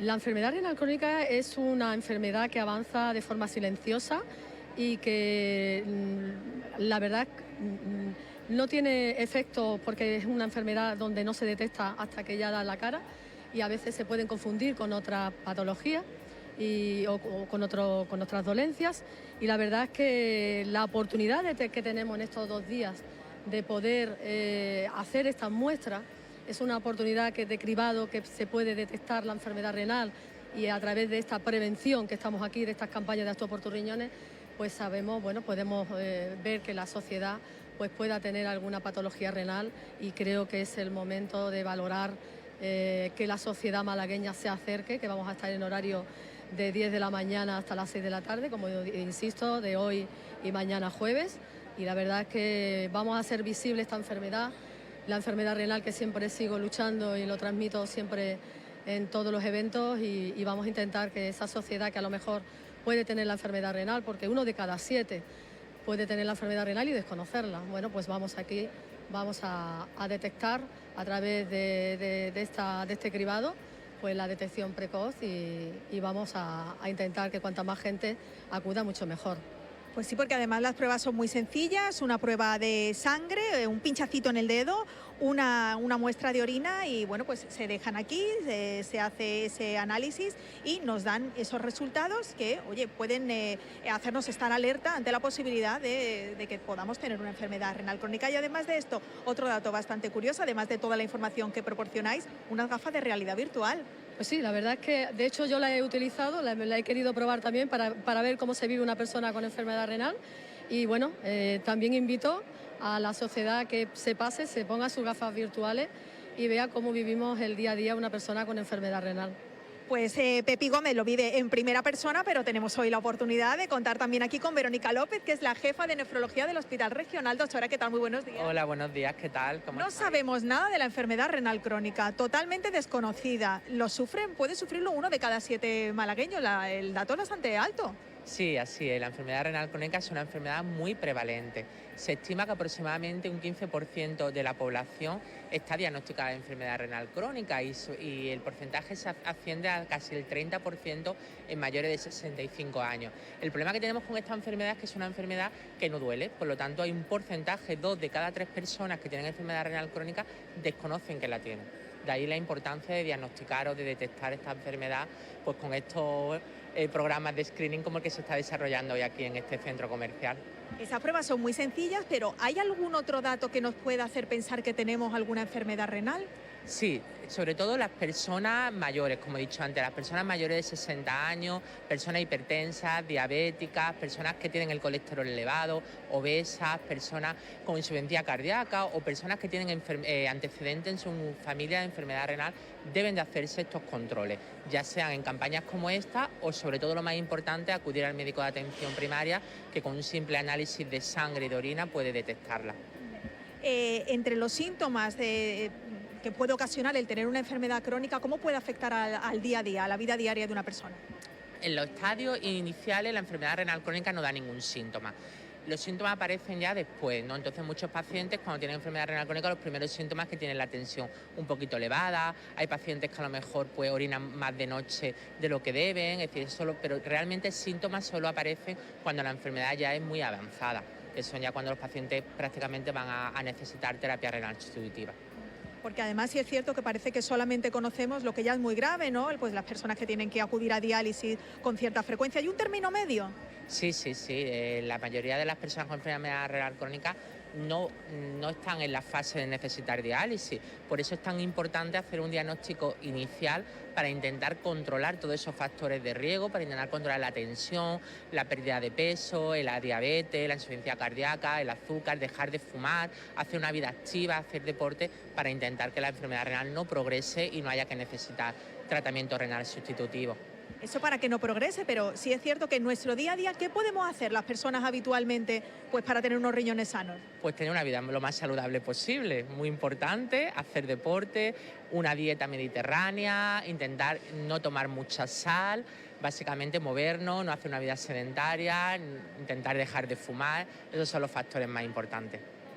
Pues muchísimas gracias, doctora, por habernos aclarado un poco más datos sobre esta enfermedad renal crónica que tan desconocida es. Y ya lo saben, si ustedes también tienen dudas, si piensan que, que esta enfermedad podría estar en su vida, ya lo saben, aquí hoy y mañana en el Centro Lario. Son unas pruebas sencillísimas y rápidamente nos da los resultados desde Alcer para saber cómo tenemos nuestros riñones. Bueno, pues ya lo saben, que hoy y mañana están allí los responsables de Alcer Málaga para hacernos esa revisión. Y podemos tener algún problema renal y mejor saberlo antes que no después. Que les cuento que la reina doña Sofía ha aceptado el ofrecimiento de la Archicofradía de la Esperanza para ser camarera honoraria. Una relación, la de la corona, con esta archicofradía que se remonta a principios, se remonta a años atrás. De la vamos a hablar ahora mismo y nos lo va a explicar con todo lujo de detalle Jesús Caballero, que es secretario de la Archicofradía de la Esperanza. Lo primero, preguntarle cómo ha sido el proceso para llegar a este punto en el que estamos. Buenos días. Pues el proceso verdaderamente ha sido un tanto largo, en el sentido de que tuvimos que valorarlo primeramente en la Junta de Gobierno, después ya con los actos de Roma, pues tuvimos también pendiente de la asistencia de Su Majestad la Reina, allí a lo que fue la celebración de Roma. Y al no poder asistir al final, porque por el tema del fallecimiento del Papa Francisco, pues entonces, y la toma de posesión del nuevo Papa León XIV, ya quedamos, cuando volvimos de Roma, hicimos todo lo posible pues para hacerle el traslado del nombramiento. En fin, pues hicimos unas comunicaciones y nos solicitaron pues un dossier en el cual, pues claro, la vinculación quedase o estuviera soportada documentalmente, la vinculación con la Casa Real, que se remonta al año 1921, cuando la cofradía ya en esos años pues nombró hermano mayor honorario a Su Majestad Alfonso XIII y a su esposa, la reina Victoria Eugenia, camarera de honor. Claro, y esa es la relación, de ahí viene un poco de donde surge, ¿no? El pedirle a la reina emérita, a doña Sofía, que se convierta en camarera honoraria. Ya lo ha confirmado y ¿saben cuándo se va a producir ese momento? Quiero decir, ¿va a venir la reina emérita? ¿Tienen previsto organizar algo, algún acto? En un principio, por agenda, no podía estar presente para la fecha que barajábamos desde la cofradía. Entonces estamos pendientes, para ver si le trasladamos el nombramiento, o bien personalmente, o en una ocasión que ella, su agenda se lo permitiese, pues estuviese por Málaga. Ella ya estuvo el miércoles santo del año 2024. Eso, el 2024. Estuvo visitando el año pasado. A las imágenes en el Salón de Trono y se mostró muy, muy cercana. Además, ella conocía la historia de la cofradía y se mostró muy cercana. Y en fin, y en eso estamos ahora mismo. Estamos a la espera, pues, tanto de su agenda como si nosotros hacemos le trasladamos a ella allí en Zarzuela el nombramiento.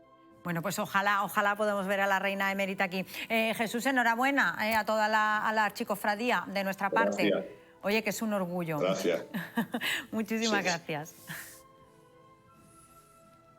Oye, al final todo es maravilloso, claro, todo un orgullo. Oye, que lo mismo vemos a la reina emérita dentro de poco. ¿Es verdad que es una persona muy cercana? Muy cercana. ¿Verdad? No da esa sensación. Vaya, yo no la conozco, hablo como si fuera, en fin, mi vecina del quinto, que no. Pero que digo yo que parece, ¿no? Por lo menos así, vista desde la distancia. La imagen de la reina emérita siempre ha sido, y de manera especial en los últimos tiempos, por causas que no vienen al caso, ha tenido una imagen absolutamente impecable y la sigue teniendo. Y un honor para la cofradía contar con ella, que haya aceptado. Yo espero que sí, que precisamente... Ay, ojalá haga un hueco en la agenda, ¿verdad? Que tenemos ganas de verla. Espero que sí, que le tengamos pronto en Málaga para recibir ese nombramiento de manera ya in situ. A mí lo que me entristece es ver a la reina en todos estos actos sola. Es decir, que una cosa que debería ser compartida con el rey emérito y bueno, ver que ella sigue ahí al pie del cañón como si no pasara nada.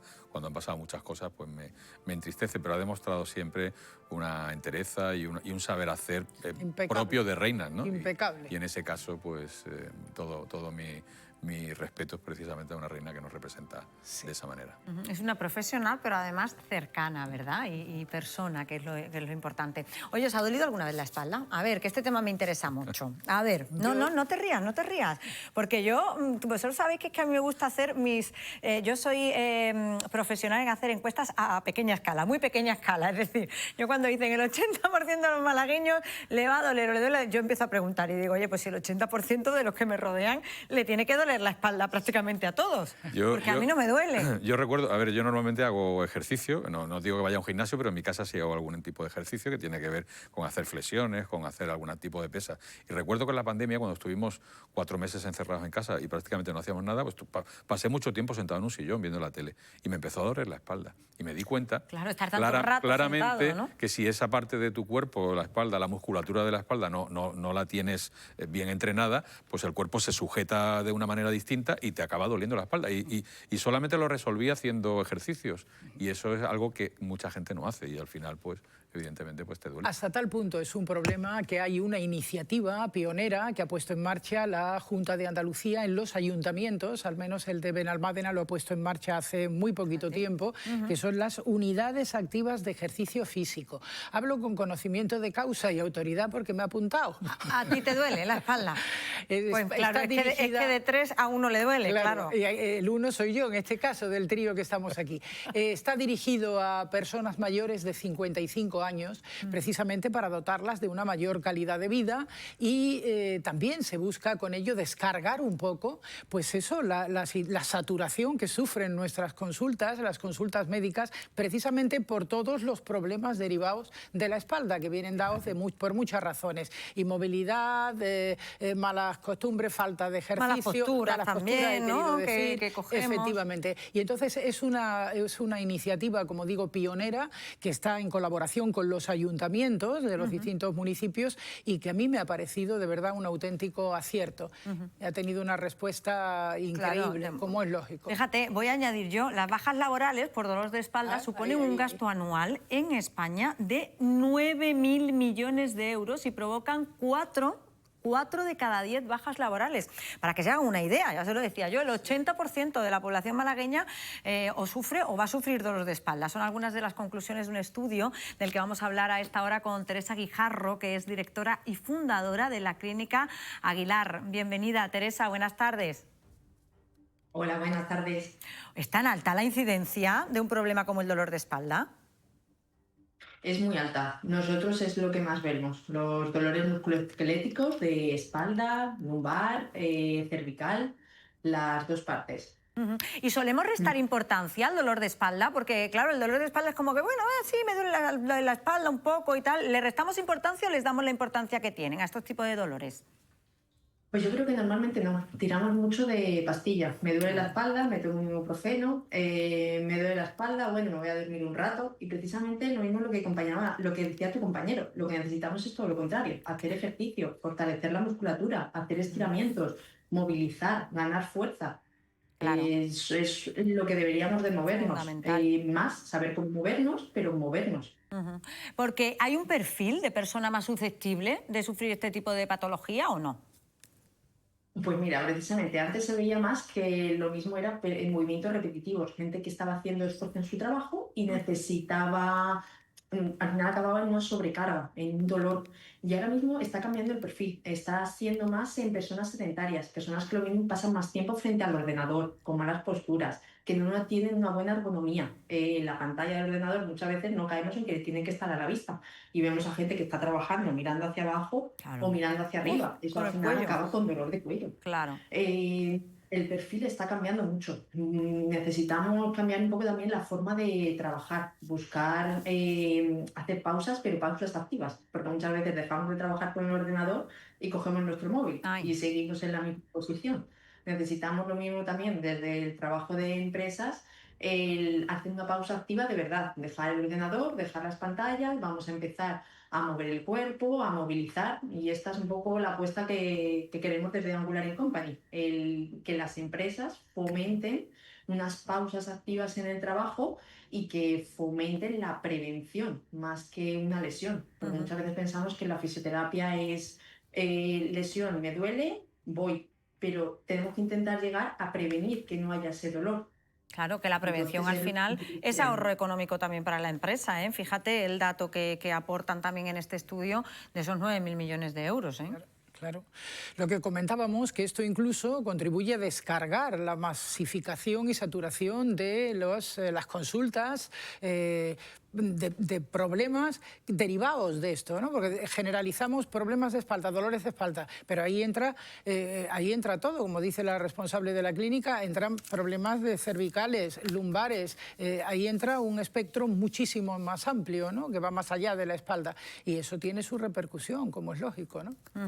Yo conozco, sobre todo en la zona asiática, hay muchas empresas, Japón, en Vietnam, en Tailandia, que tienen esa costumbre de hacer paradas para que todos sus empleados hagan estiramientos o hagan, bueno, pues esos ejercicios de coordinación, que lo que hacen es dar tono muscular. También es cierto que ellos tienen menos sobrepeso que en Europa, o sea, por la alimentación o por el tipo de vida que llevan, y eso repercute en menor, digamos, dolor muscular, que es muy típico en las sociedades avanzadas, sobre todo. A mí lo que sí me gustaría preguntarle a nuestra invitada es si acaso somos un poquito irresponsables los que nos meteremos todos en las primeras manos que encontramos para los famosos masajes, con la intención de que alivien esas dolencias, y a veces no son manos cualificadas, preparadas, profesionales, en una palabra, para acabar con esa dolencia. ¿Qué opina usted al respecto? Tenemos que cambiar un poco la forma de pensar. No te puedes meter en una parte estética, que sí que lo mismo te puede relajar por un ambiente que está creando, pero esa persona no está formada en lesiones. Hay que ver si tienes una hernia, si tienes una lesión de cualquier cosa por trauma, eso tiene que tratarle un fisioterapeuta que tiene años de experiencia con anatomía, con las lesiones que tiene, sabe lo que puede hacer y lo que no puede hacer, y no podemos meternos en el primer masajista que no tiene una formación terapéutica. Hombre, fundamental, por favor, a profesionales. Teresa, consejos, por ejemplo, decías, tenemos que hacer paradas cada X tiempo y paradas que no sean, claro, para ponernos a mirar el móvil otra vez, porque de la pantalla a la pantalla, pues en fin, no adelantamos nada.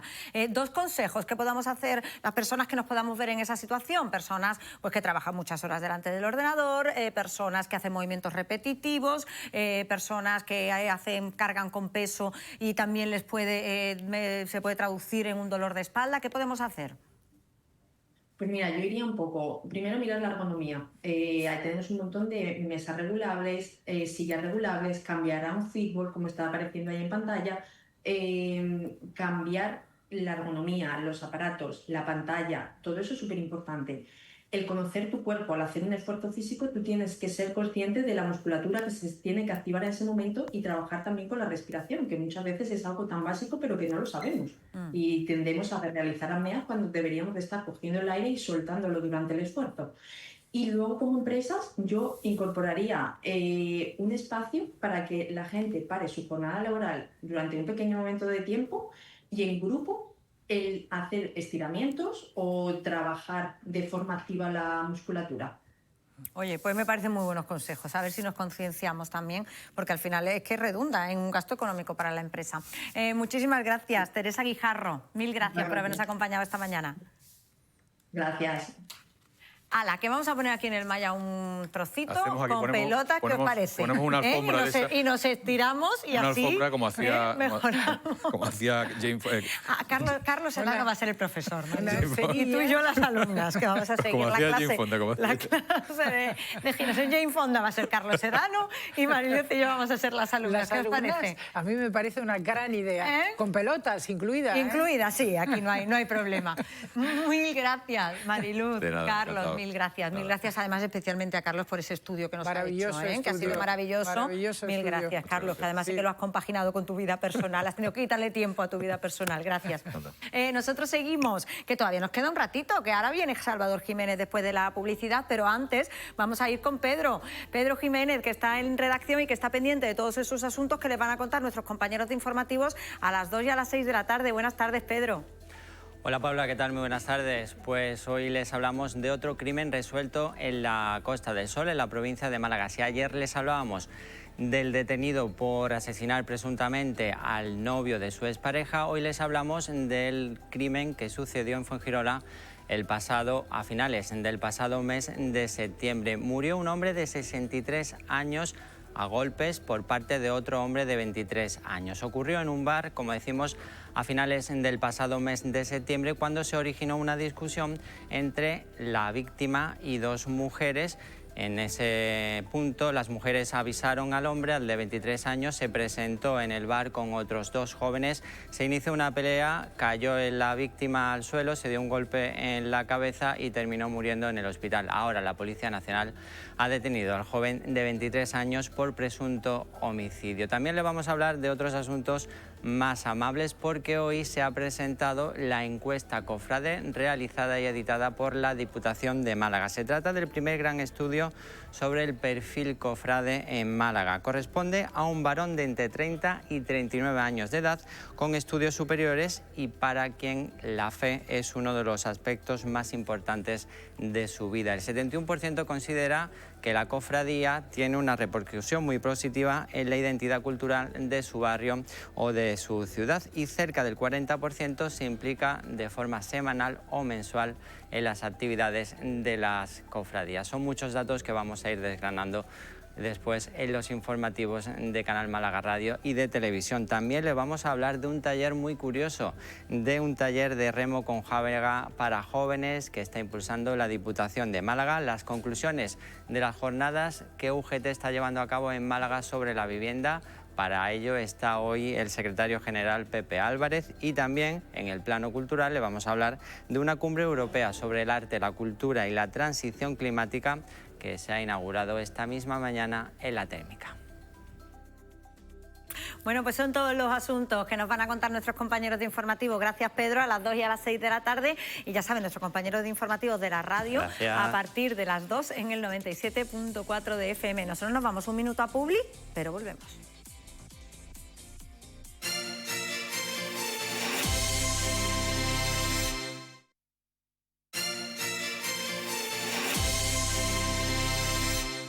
Pues 12 y 58, faltan 2 minutos para la 1 de la tarde. Siguen viendo Málaga aquí ahora. Saben que somos el magazín de la Televisión Municipal de Canal Málaga y saben que una vez al mes abrimos la puerta a enseñarles, a mostrarles rincones de Málaga, pero también hechos históricos de la ciudad. Para ello lo hacemos de la mano del historiador Salvador Jiménez. Bienvenido. Encantado, Paula. Una vez más. Aquí estamos para contarles además una parte de nuestra historia. Hoy vamos a dedicar esta sección a la tragedia de la corbeta alemana Gneisenau, con una serie de actos que se está conmemorando el 125 años del naufragio que hermanó a Málaga y Alemania. ¿Qué pasó, Salvador, hace 125 años? Hace 125 años, un 16 de diciembre, que este año ya pues habrá una conmemoración muy especial. Pues bueno, de hecho se están celebrando un ciclo de conferencias que culminan hoy sobre la historia de la Gneisenau. Y bueno, yo intervení en una de ellas y la verdad es que es una gozada, sobre todo hacerle ver a los malagueños. Todos han oído alguna vez hablar del barco. Todo el mundo, aunque no sepan identificarte. Algunos nos han ahondado más, otros menos, pero la verdad es que un episodio, como tú bien decías, ese episodio que unió pues, a dos naciones a través de una desgracia. Después tendría que ser otra desgracia, la del año 7, la que volvería a unir a los alemanes y a los malagueños, en esta ocasión con la construcción del puente, el famoso puente que es Santo Domingo, pero nosotros era siempre Puente de los Alemanes. Puente de los Alemanes. Todo el mundo lo conoce como Puente de los Alemanes. Corría, a ver qué pasó. Corría el 16 de diciembre, ellos llegaron a Málaga el 13 de noviembre, decía el parte oficial para hacer prácticas de tiro. En realidad estaban aquí esperando las órdenes del alto mando alemán para recoger a un diplomático en Mogador, en Marruecos. ¿Qué ocurría? Pues que el Imperio Alemán pues, quería también su trocito de territorio en África, como tenían los ingleses, los franceses y los españoles. Y entonces, qué mejor que hacerlo con ese buque, que algunas veces hemos llamado fragata, otras veces corbeta, otras veces corbeta crucero, y ahora hay alguno que dice corbeta acorazado. Claro, yo siempre me quedo con lo de fragata. Yo me voy a quedar con fragata, Pablo, yo siempre decía fragata, es verdad. Esto es un lío. Bueno, ahí están viendo imágenes de la vida diaria, del discurrir desde esos días, del 13 de noviembre, son muy bonitas hasta las fotos, que prácticamente llega la tragedia, ¿no? Imaginaros, pues ocurría lo que ocurre cuando llega un buque a la ciudad, incluso hoy, pues baja la tripulación, tened en cuenta que la mitad eran protestantes, la mitad católicos, con lo cual venían algunos a participar en los oficios, otros venía de partir cuando salían de paseo con la colonia alemana que vivía en la zona de la Caleta y en la zona de Paseo Sancha.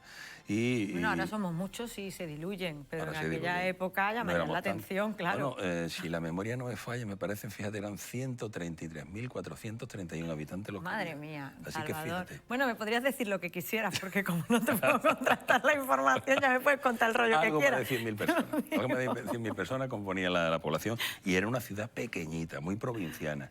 La ciudad de Málaga... Aparecieron los alemanes. Claro, aquello era una novedad. Claro. Era una novedad, un buque que era un señorío y sobre todo que era gemelo con otros barcos de la serie Bismarck y que, bueno, se dejó ver por estos lares y que la gente con la curiosidad pues iba a verlo. Iba a verlo hasta que un buen día, pues ya en la tarde del día 15 de diciembre, el tiempo arreciaba mal. Ya parecía que el tiempo iba a cambiar, los barómetros bajaron y al día siguiente pues amaneció un día regulín. Había cambiado el viento, era viento de levante, llegó a alcanzar una potencia de 100 kilómetros por hora, con lo cual... una velocidad respetable. La Gneisenau estaba fuera del puerto, hay que decir también, porque ya os lo explicábamos el otro día, los posibles motivos, porque sabéis que se ha difundido durante muchos años a través de la prensa del año 1900, pues que el comandante desoyó las informaciones. Recomendaciones. Al parecer es que no recibieron ninguna información. Según se le consultaron después con los marineros, e incluso el propio cónsul Adolfo Prie, pues parece que no llegó ninguna información. Incluso un comentario que hizo el comandante Julián García, pues parece que no tuvo mucha noticia de lo que ocurría. Bueno, pues con todo y con eso, lo que sí es cierto es que la población se mostró de manera ejemplar.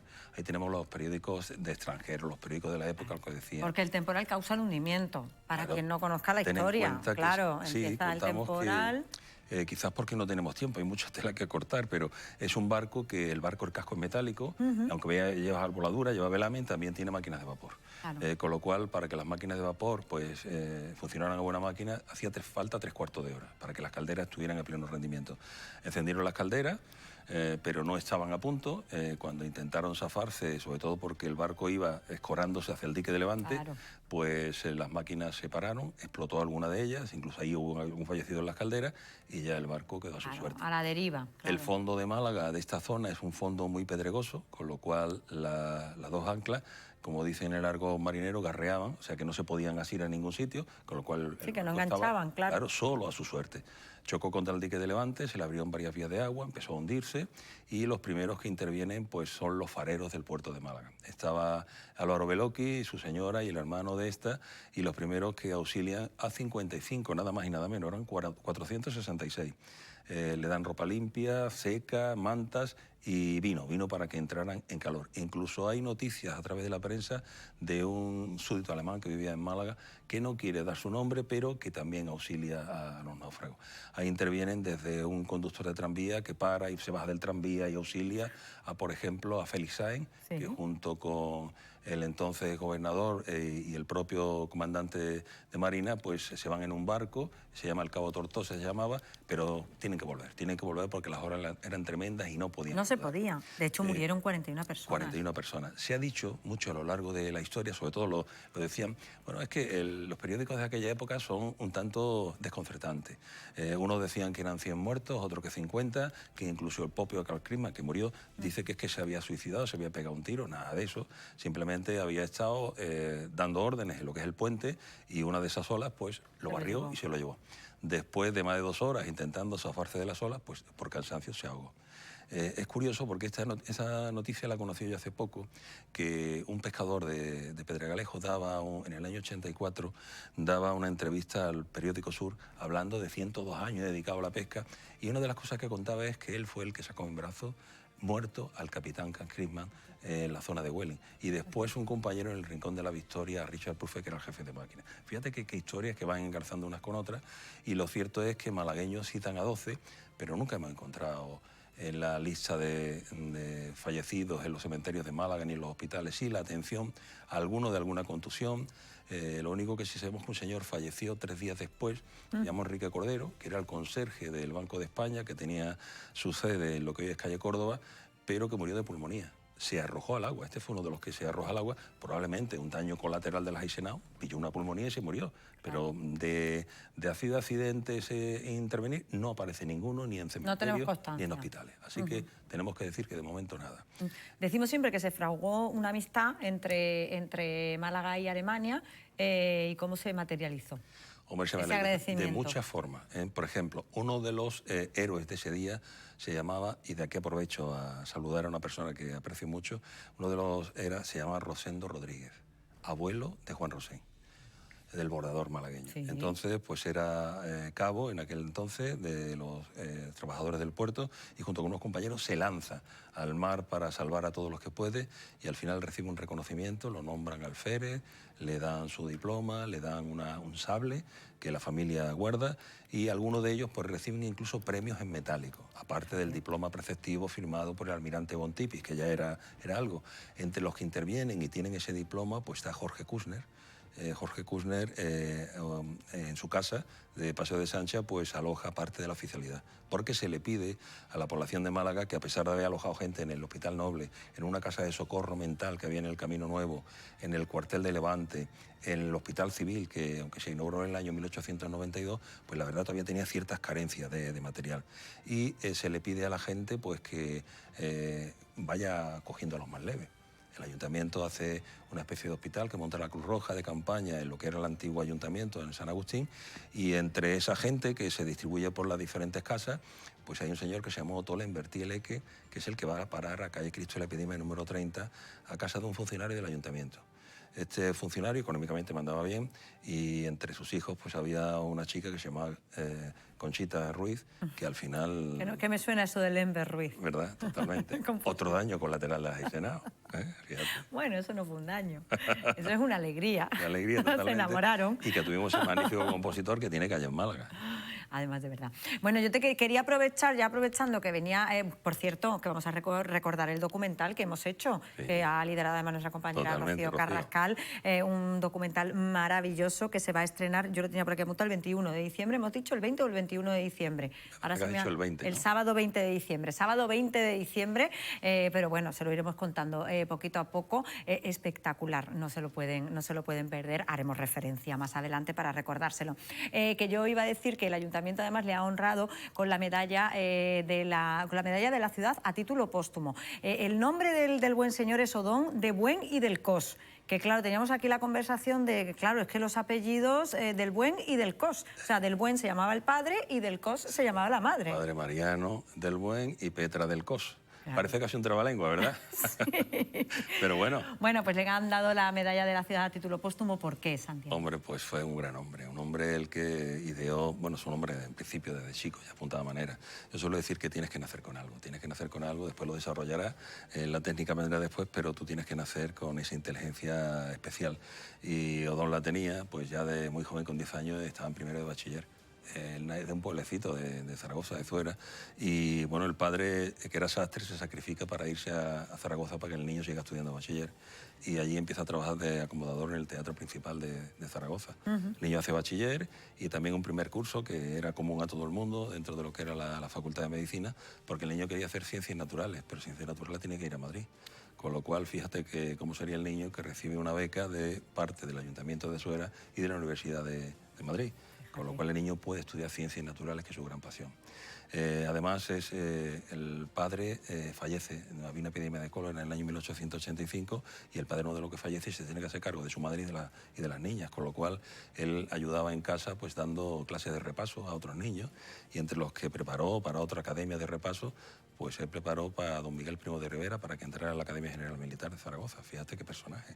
Bueno, un señor que en las prácticas, que empezó a descubrir las prácticas en la facultad, pues salía al campo, en este caso a la provincia, y después pues tuvo la oportunidad de viajar en una fragata que se llamaba La Blanca, donde la intención era dar la vuelta al mundo.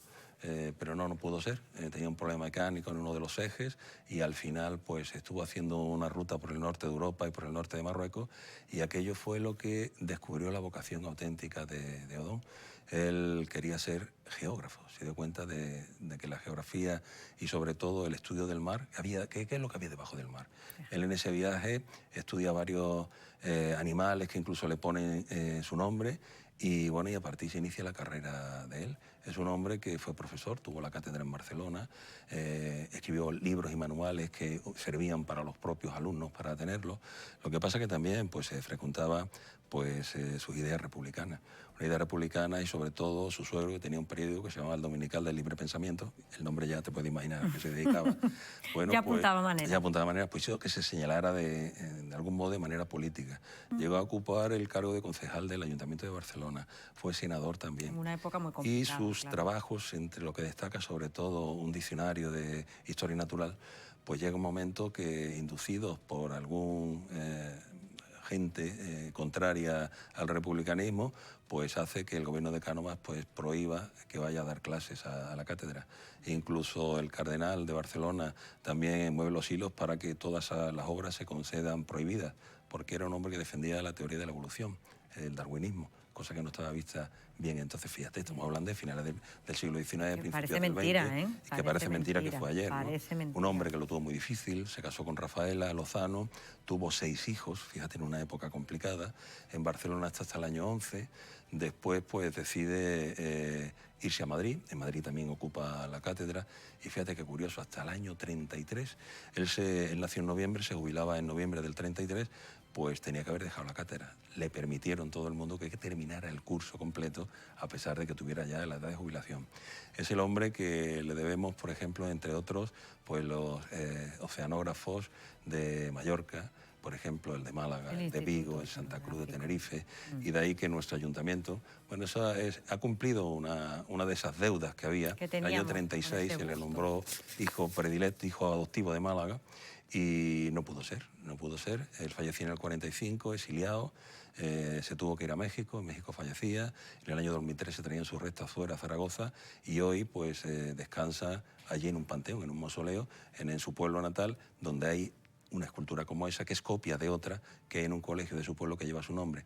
Misma copia que ha servido para que hagamos otra para aquí, para Málaga, y es la que se ha colocado y se anunciaba estos días. Bueno, pues este es Odón del Buen y del Cos. Totalmente. Ya tiene su reconocimiento. Salvador, mil gracias. De nada, a ti. Por habernos acompañado, como siempre, es un placer escucharte. Pues nada, que estamos ya prácticamente en el final del programa, pero saben que antes de despedirnos nos gusta darle algunas recomendaciones culturales con nuestra agenda.